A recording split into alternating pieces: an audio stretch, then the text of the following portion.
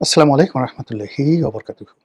সম্মানিত দর্শক, আমাদের সেনাবাহিনীর যে সদর দপ্তর ঢাকা ক্যান্টনমেন্ট, সেখানে একটি প্রতীক স্থাপন করা হয়েছে।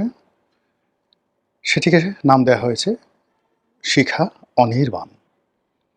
অবিরতভাবে এই আগুন জ্বলতে থাকবে, একটা শিখা প্রজ্বলিত থাকবে। ব্যাপারটা কিছু না, জাস্ট যে বিভিন্ন আমাদের যে গ্যাস ক্ষেত্রগুলো রয়েছে, আপনি দেখবেন প্রায় সবগুলো গ্যাস ক্ষেত্র, সেখানে একটা চুঙ্গার মতো দেয়া আছে, সেই চুঙ্গাটা সবসময় জ্বলতে থাকে। ইট মিনস সেখানে গ্যাস আছে, আগুন জ্বলা মানে সেখানে গ্যাসের কার্যক্রম চলছে। তো ওটারই প্রতীকী অর্থে শিখা ও নির্বাণ নাম দিয়ে সেনাবাহিনীর যে স্পিড, গতি এবং স্প্রিট,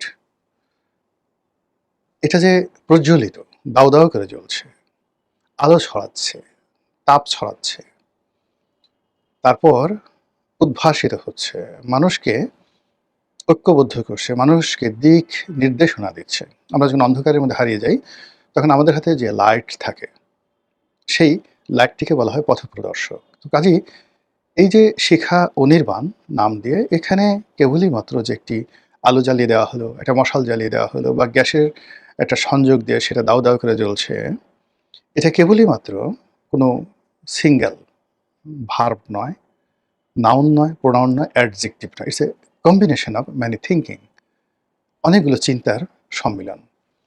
এখন এই যে শিখা অনির্বাণ কেবলই মাত্র যে বাংলাদেশে আছে তা নয়, আরও অনেক দেশে আছে। এবং আমাদের এই যে সরোয়ার্দী উদ্যানে যে মুক্তিযুদ্ধের স্তম্ভ তৈরি করা হয়েছে, সেখানেও এরকম একটি শিখা অনির্বাণ চালু করার কথা ছিল বা আছে। আই ডোন্ট নো, আমার এখন সেটা মনে আসছে না। সে বন্ধ করে দেওয়া হয়েছে, চালু আছে, না শুরু করা হয়েছিল, বাট এটা পরিকল্পনার মধ্যে ছিল। তো যেটা বললাম যে আমি ওই শিখা অনির্বাণ যখন চালু হলো, তখন আমাদের দেশের যে সকল ইসলামপন্থী লোকজন রয়েছেন, এটিকে তারা বললেন এটা বেদাত, এটি হারাম, এটি শিরক। বেদাত বলা হলো এই কারণে যে যা আদতে ছিল না। আমাদের অনেকে আছে না আদত, আদত বলে। আদত অনেকে বলার চেষ্টা করেন আদত মানে আসলে ছিল না, নট লাইক দ্যাট। আদত হলো আদিকালে, মানে ইতিপূর্বে। আদতে ছিল না মানে ইতিপূর্বে ছিল না। তো যা ইতিপূর্বে ছিল না সেগুলোকে বলা হয় বেদাত। বেদাত। আবার এই বেদাতের মধ্যে অনেকগুলো বেদাত আছে ধর্মে, যেগুলোকে বলা হয় বেদাতে হাসানা। আগে ছিল না, কিন্তু এগুলো এত সুন্দর যে এর চেয়ে উত্তম কোনো কিছু হয় না। যেমন তারাবির নামাজ, এটিকে বলা হয় বেদাতে হাসানা। তো সবাই বলার চেষ্টা করছেন ইসলামপন্থী যারা লোকজন যে প্রথমত ইসলামের বহু সাম্রাজ্য, বহু রাজ্য, রাজত্ব 1000 বছর ধরে মাশরিক থেকে মাগরিব পর্যন্ত তারা শাসন করেছে, আলো ছড়িয়েছে এবং কিংবদন্তির দৃষ্টান্ত স্থাপন করেছে, যেটা মানবজাতির ইতিহাসে অন্য কোনো সভ্যতা, অন্য কোনো জাতি, অন্য কোনো গোষ্ঠী একই সঙ্গে ইসলাম, সিভিলাইজেশন, ধর্ম, শিল্প, সাহিত্য, সংস্কৃতি, বিজ্ঞান পারেনি, যেটা এই মুসলমান রুলারদের জমানাতে হয়েছে। আপনি যদি অটোম্যানদের সেই 800 বছরের শাসন দেখেন, পুরো তুরস্ক, আনাতোলিয়া, তারপর রাশিয়ার একটা বিরাট অংশ, বিশেষ করে আমরা যেগুলোকে সিআইএস কান্ট্রি বলি এখন, রাশিয়ার যে 6-7টি দেশ রয়েছে যেটা মুসলিম প্রধান, Uzbekistan, Kazakhstan, Kyrgyzstan, Tajikistan, Armenia থেকে শুরু করে আপনি সেই ইউরোপের কসোভা, এরকম বহু অঞ্চল, বলকান অঞ্চল বিশেষ করে, এটি অটোম্যানদের অধীন ছিল। এর বাইরে যুগোস্লাভিয়া, অস্ট্রিয়ার একটা বিরাট অংশ, ফ্রান্সের একটা বিরাট অংশ, সবই ইটালির একটা বিরাট অংশ, সাইপ্রাস অটোম্যানদের আন্ডারে ছিল। আর এটা পরবর্তীতে মিশর এবং পুরো মধ্যপ্রাচ্য, আজকের যে জিওগ্রাফিক মধ্যপ্রাচ্য, পুরাটাই অটোম্যানদের অধীন ছিল কন্টিনিউয়াসলি 800 ইয়ার্স। তো সেখানে কোরআনের তাফসির হয়েছে, আবার সেখানে গ্রিক দর্শনশাস্ত্র হয়েছে, সেখানে চৈনিক যে তাওইজম বা কনফুসিয়াসিজম, এটার চর্চা হয়েছে, কিন্তু কোথাও এরকম শিক্ষা অনির্বাণ জ্বালানো হয়নি। একইভাবে কন্টেম্পোরারি আরেকটি সভ্যতা ইউরোপে আলো জ্বালিয়েছিল, ইটালির একটা বিরাট অংশ, তারপর স্পেন, ফ্রান্সের একটা বিরাট অংশ নিয়ে যে ডাইনেস্টি ছিল, মুর ডাইনেস্টি, যেটা উমাইয়া খেলাফতের একটা পার্ট, এটা অনেক বড় ছিল। এবং এটাও প্রায় 800 ইয়ার ছিল। এখানেও মানে সেই আল-হামারার মতো, আজ-জাহারার মতো সে বিশাল, বিশাল স্থাপনা এখনো পৃথিবীকে বিমোহিত করে। কিন্তু কোথাও এরকম একটা শিখা নির্মাণ ছিল না। আপনি যদি ভারতবর্ষে আসেন, সে ভারতবর্ষে ৩৫০ বছর মুঘলরা ছিলেন, মুঘলদের আগে সুলতানরা ছিলেন। এখানেও 800 ইয়ার্স, অর্থাৎ সুলতান মাহমুদ থেকে শুরু করে আপনি যদি ফার্স্ট ডায়নেস্টি ধরেন, সেই মোহাম্মদ ঘুরি, কুতুবউদ্দিন আইবেক থেকে একেবারে দ্বিতীয় বাহাদুর শাহ পর্যন্ত 800 ইয়ার্স। এর মধ্যে তাজমহল হলো, দিল্লি ফোর্ট হলো, আগ্রা ফোর্ট হলো, তারপর কুতুব মিনার হলো, আরো কত কি! মানে যাকে বলা হয় মাস্টারপিস অফ ইঞ্জিনিয়ারিং। কিন্তু কুতুব মিনারের উপরে তো ইচ্ছে করলে একটা মশাল জ্বালানো যেত। এখন ভারতের যে আর্মি, তার চেয়ে অনেক বেশি আর্মি ছিল সেই সম্রাট আওরঙ্গজেবের। এখন মানে আপনি চিন্তা করেন ১৫০ কোটি বা ৪০ কোটি দেশ, তাদের সব মিলিয়ে আর্মির সংখ্যা ১৫ লক্ষ নাই। কিন্তু আওরঙ্গজেবের আর্মি ছিল ২০ লাখ, 20 লাখস। তো সেখানেও তো একটা মশাল জ্বলতে পারত, জ্বলেনি। মধ্যপ্রাচ্যে সম্রাট আওরঙ্গজেব ছিলেন।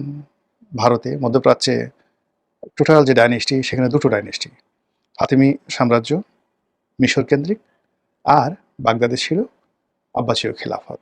তারও আগে সিরিয়ার দামেস্কতে ৯০ বছর শাসন করছে উমাইয়া খিলাফত।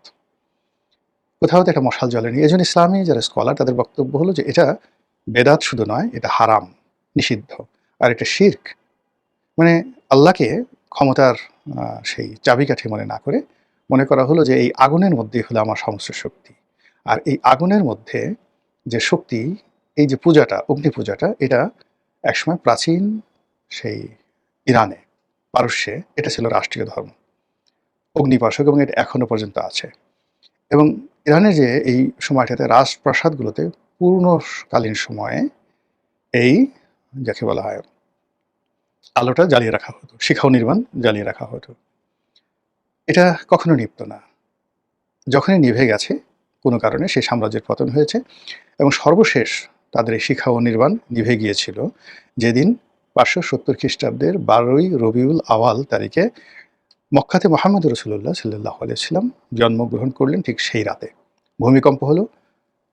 সম্রাট নওশেরওয়া ছিলেন তখন পারস্যের সম্রাট। তার প্রাসাদের চূড়া ভেঙে গিয়েছিল এবং তার প্রাসাদে যে অগ্নি প্রজ্বলিত ছিল, শিখা নির্বাণ ছিল, সেটা নিভে গিয়েছিল। তো কাজেই এটার সঙ্গে মুসলমানদের একটা বিরাট ধর্মীয় অনুভূতি এবং কন্ট্রাডিকশন অ্যান্ড কনফ্লিক্ট আছে। যেহেতু ৯০% লোক বাংলাদেশে বসবাস করে, প্রথম থেকেই তারা বলে আসছিল যে এটা বাংলাদেশের জন্য, ধর্মের জন্য নিষিদ্ধ। এই হলো ইসলামের কথা।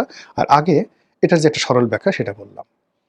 এখন সাম্প্রতিক সময় যেটা হলো, সেটা হলো ইউনূস জামানাতে ইসলামপন্থীদের একটা বিরাট উত্থান হয়েছে। সারা বাংলাদেশে কালেমার পতাকা পথ পথ করে উঠছে। লা ইলাহা ইল্লাল্লাহু মুহাম্মাদুর রাসূলুল্লাহ লিখে সাদা পতাকা কে বা কারা সদল বলে সারা বাংলাদেশে টানিয়ে দিচ্ছে। পশ্চিমারা বলছে আইএস, আর যেহেতু আরবিতে লেখা, বলছে ওখানে কি লেখা আছে আমরা জানি না। এটার কোনো মানে ইতিবাচকতা নেই। কিন্তু এটা নিয়ে মানুষের যে আবেগ এবং অনুভূতি, সাধারণ মানুষ এটাকে ওরকম সমস্যা দেখছে না। কিন্তু রাষ্ট্রশক্তি, পশ্চিমা শক্তি, ভারতীয় শক্তি সম্মিলিতভাবে এটার মধ্যে এক ধরনের দক্ষিণপন্থীর উত্থান দেখতে পাচ্ছে। এবং এই জিনিসগুলো যখন ঘটছে, ঠিক সেই সময়টিতে আমাদের সেনাবাহিনীর প্রধান জেনারেল ওয়াকারুজ্জামান, তিনি উমরা করে এসে চমৎকার দাড়ি রেখেছেন। সেই দাড়ির দৃশ্য, তার মুখচ্ছবি সবকিছু দেখে ইসলামপন্থীদের শুধু সুবহানাল্লাহ, আলহামদুলিল্লাহ, আল্লাহ আমরা এরকম একজন ওলি আল্লাহ পেয়েছি সেনাপ্রধান হিসেবে, এবার একটা কিছু একটা হবে। তার প্রতিপক্ষে যারা আছে, ও মাই গড, আপনার মনে এরকম ছিল বা তোমার মনে এরকম ছিল, এইবার তোমার আসল চেহারা প্রকাশ হয়েছে। এই সমস্ত কথাবার্তা যখন চলছে, ঠিক সেই সময়টাতে শিখা ও নির্বাণ বন্ধ হয়ে গেল। অভিযোগ আছে বা বলা হচ্ছে, অভিযোগের জবাবে বন্ধ হওয়ার বিরুদ্ধে, যে সারা বাংলাদেশে জ্বালানি সংকট চলছে, দুনিয়াতে জ্বালানি সংকট চলছে, সেখানে একটি শিখা ও নির্বাণ রাত দিন ২৪ ঘন্টা বিনা কারণে জ্বলছে। এটা তো ইসলামের দৃষ্টিতেও অপব্যয়। আল্লাহ অপব্যয়কারীকে পছন্দ করেন। অপব্যয়কারী শয়তানের ভাই। কাজেই ক্যান্টনমেন্টের সবাই শয়তানের ভাই হয়ে যাবে, এটা তো হয় না। তো এরকম নানা যুক্তি পক্ষে দেওয়া হচ্ছে, কিন্তু পক্ষে এবং বিপক্ষে এটা নিয়ে নিদারুণ যখন বিতর্ক তুঙ্গে, অর্থাৎ প্রথমে সেনাপ্রধান দাঁড়িয়ে রাখলেন, তারপর শিক্ষা নির্বাণ বন্ধ হলো, এবং এরপরে যেটা হলো, আপনারা জানেন যে সেনাবাহিনীর মধ্যে অনেকগুলো ব্যাটালিয়ন থাকে, কোম্পানি থাকে, তারপরে কোম্পানির পরে কোর থাকে, ডিভিশন থাকে।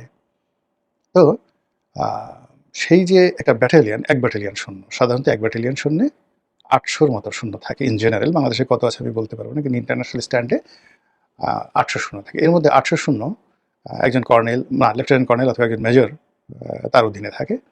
আবার সেখানে ছোট, ছোট অনেকগুলো কোম্পানি থাকে। ১০০, ১৫০, ২০০ অবস্থা ভেদে। তো এই কোম্পানিগুলোর কমান্ডে থাকেন একজন ক্যাপ্টেন। এরকম ৪ টি কোম্পানি প্রতিষ্ঠা করা হয়েছে এবং সেই ৪ টি কোম্পানি মিলে আবার একটা ব্যাটালিয়ন তৈরি করা হয়েছে। এই ৪ টি কোম্পানি তাদের নাম দেয়া হয়েছে ৪ জন খলিফাতুল মুসলিমিন হযরত উমর মানে হযরত আবু বকর সিদ্দিক রাদিয়াল্লাহু তাআলা আনহু যাকে সিদ্দিক আকবর বলা হয়। দ্বিতীয় উমর ইবনুল খাত্তাব মানে রাষ্ট্র পরিচালনায় সারা বিশ্বের বিস্ময়। জ্ঞানের সাগর হযরত আলী রাদিয়াল্লাহু তাআলা আনহু চতুর্থ খলিফা এবং তৃতীয় খলিফা প্রজ্ঞা, জ্ঞান এবং যাকে বলা হয় ধীমান, সততা, ন্যায়পরায়ণতা, নম্রতা, বিনয় সবকিছুর বিমূর্ত প্রতীক। রাষ্ট্র ক্ষমতায় বসে একজন ভালো মানুষ যদি কাউকে কল্পনা করা হয়, হযরত উমর তাদের প্রধানতম। তো সেই হযরত উমরের পরে হযরত ওসমান যাকে বলা হয় এই নম্রতা, বিনম্রতার প্রতীক যার উপাধি ছিল জিন্নুরাইন। তো এই ৪ জন খলিফার নামে ৪ টি কোম্পানি করা হয়েছে এবং ৪ টি সেই কোম্পানি দিয়ে আবার একটা ডিভিশন তৈরি করা হয়েছে। এখন এটি নিয়ে ভারতের যারা দাদা হায়, হায় কি হলো? এরা কি আবার সেই গাজওয়াতুল হিন্দ করার চেষ্টা করছে? এই বাংলা থেকে তো একসময় এরকম খুব ছোট অবস্থাতে বিহারের একজন উজির ছিলেন, মন্ত্রী ছিলেন শেখ ফরিদ, যার নাম ছিল শের শাহ। তো সেই বিহারের ছোট একজন জাগিরদার থেকে তারপরে মন্ত্রী, জাগিরদার থেকে মন্ত্রী হলেন, তারপরে মন্ত্রী থেকে তিনি শাসক হলেন, শাসক থেকে তিনি দিল্লির সিংহাসন দখল করে ৫ বছরের একটা বিস্ময়কর শাসন তিনি পৃথিবীকে উপহার দিলেন সম্রাট শের শাহ। তখন এই বাংলা থেকেই তার উত্থান হয়েছিল। তিনি বিহারে তার বীজ পতন হয়েছিল কিন্তু এই বাংলা থেকে উত্থান হয়েছিল। কাজে এই বাংলা নিয়ে দিল্লির কিন্তু একটা আতঙ্ক আছে। কাজে এই বাংলাতে সেই শিখাও নির্বাণ বন্ধ হয়ে যাওয়া, সেনাপ্রধানের দাঁড়িয়ে রাখা, তারপরে ৪ জন ইসলামের মহান খলিফার নামে যে কোম্পানি প্রতিষ্ঠা করা সেনাবাহিনীর মধ্যে তো এখন একটা কোম্পানি হলো, কোম্পানি মিলে একটা ব্যাটালিয়ন হলো। এরপর যদি একটা ডিভিশন হয়ে যায়, কি হবে? কোন দিকে যাচ্ছে বাংলাদেশ? কাদের নির্দেশে এগুলো হচ্ছে? এগুলো নিয়ে দেশি বিদেশি যে সমালোচক তাদের ঘুম রীতিমতো হারাম হয়ে গেছে। মহান আল্লাহ আমাদের সবাইকে হেদায়েত দান করুন এবং হেফাজত করুন। আসসালামু আলাইকুম ওয়া রাহমাতুল্লাহি ওয়া বারাকাতুহু।